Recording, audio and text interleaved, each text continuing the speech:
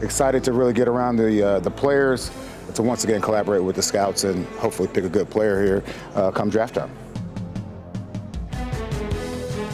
Day 2 of the 2024 NFL Scouting Combine. Evan, Lazar, Mike Dussault, we're here to debrief this day. Of course, probably the most important thing, heard from Jerod Mayo today. Yeah. He is in Indy. We got to ask him some questions, and it was a really informative little session with him. Yeah, I think the big word, the buzzword, was sustainability. And looking at this roster and the holes that the Patriots have on this team right now, and being honest about free agency maybe not being the best way to go about filling these holes. I think this staff and this regime was around for 2021. They watched the 1 year rise in production that they got with Mac Jones in his rookie season, and then they watched it completely fall apart from 2022 on. So I think that they look at sustainability, draft and develop.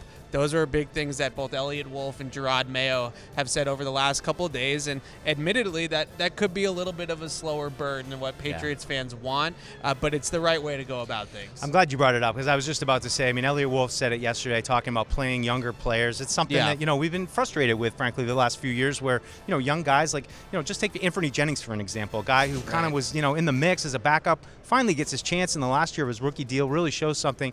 One player just as an example, but I think that's we asked Jerod about it today. They're going to try to continue to play those young players. That's what you have to do. We've been saying it so much on Patriots Unfiltered. You've got to draft, you've got to develop, you've got to retain, and retain is part of it too. He also talked about Big Mike and Kyle Duggar as well. Yeah, it was really glowing in his praise of Kyle Duggar specifically, who he's coached a lot more than Mike Onwenu, of course, so you understand why he knows a little bit more background on that player. But I think the biggest thing with both those guys that he mentioned was, the franchise tag is an option, but at the same time, you want to keep those guys happy. You want to keep those guys here long term. And when you tag a guy, it's a short-term solution to a long-term problem. So in a lot of ways, I think that keeping those guys around is a major thing for this team. Yeah, so you can check out the full video with Jerod Mayo. Evan did a write-up on it as well. So it's great to be able to talk to him, to Elliott Wolf. Kind of uncharted territory for us as the Patriots content team, getting to speak with these guys. So it's been really wonderful, but it's made us forget about, there's some prospects here. And we started with the defense today. And I know Evan, not a huge defense guy. I'm going to check out for this part now. Everybody wants to talk about the offense, and of course on Friday we'll see the quarterbacks, the wide receivers, the running backs. Very exciting. Tight ends tomorrow. But we have to say, we'll see those as well. Defensive backs too, though. We'll have to mention those. But got to mention, though, today, some defensive linemen, and it is a need. And, I've talked about it before. This is a unit that everybody is going to be out of contract next year. You talk about Devon Godchaux, who just got married, by the way. Congratulations, Devon. Shout out to him. But Lawrence Guy was just released. Yeah. Christian Barmore, we've talked about him being a priority. So I think for me today, Evan, we should talk about a little bit about the top prospects. We got, Latu from UCLA, Dallas Turner from Alabama, a couple guys. But really, for me, what I was kind of trying to look at were who are some day 3 guys that, we can maybe develop, 2-gappers, big guys, not so much that's what it's been in the past.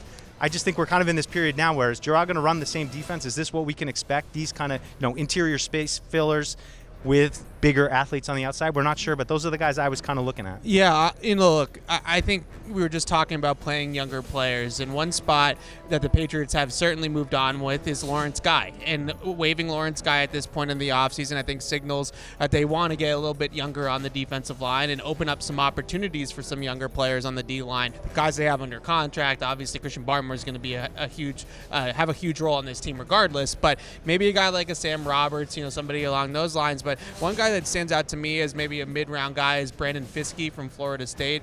Really good at the Senior Bowl, really good all year long for the Seminoles. High motor, great hands, great technique, but you watch his get off as the first initial steps off the ball and his motor, that guy just continues to come at people down after down. So I look at that as a player, to your point, not necessarily that traditional two-gapping, 330-pound defensive end, more of an up-the-field player. So if they want to be a little bit more aggressive defensively, I think that he's someone that stands out. It's funny you brought him up. He was like, an early kind of on my watch list, and I just wrote down dog. I think he's got that dog in him. He does. He just seems like he's a tough guy inside, and that's the kind of guy that they need. And motor runs hot. Yeah, and I'd also, point out just the outside linebacker position with, some uncertainty with Jennings, who I mentioned earlier.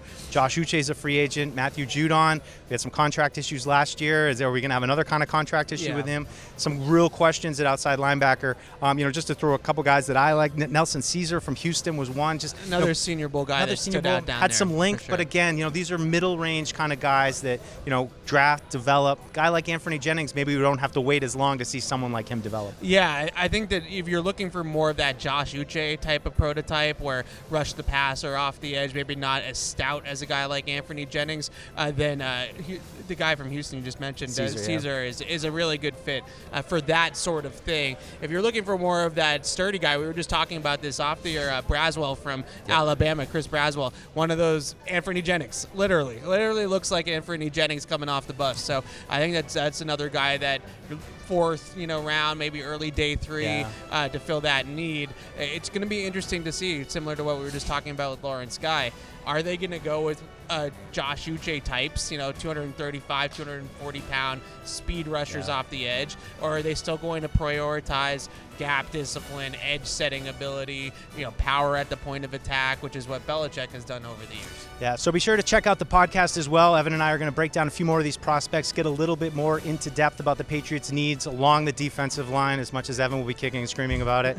We'll get through it, give you guys some more prospects that we'll be taking a look at. And, of course, we're all building up to Friday and Saturday, the big day on offense. Quarterbacks, the wide receivers, the running backs, the offensive line, big needs for the Patriots. So we're just getting started here in Indy. Stay tuned all week. We'll be bringing plenty of content your way.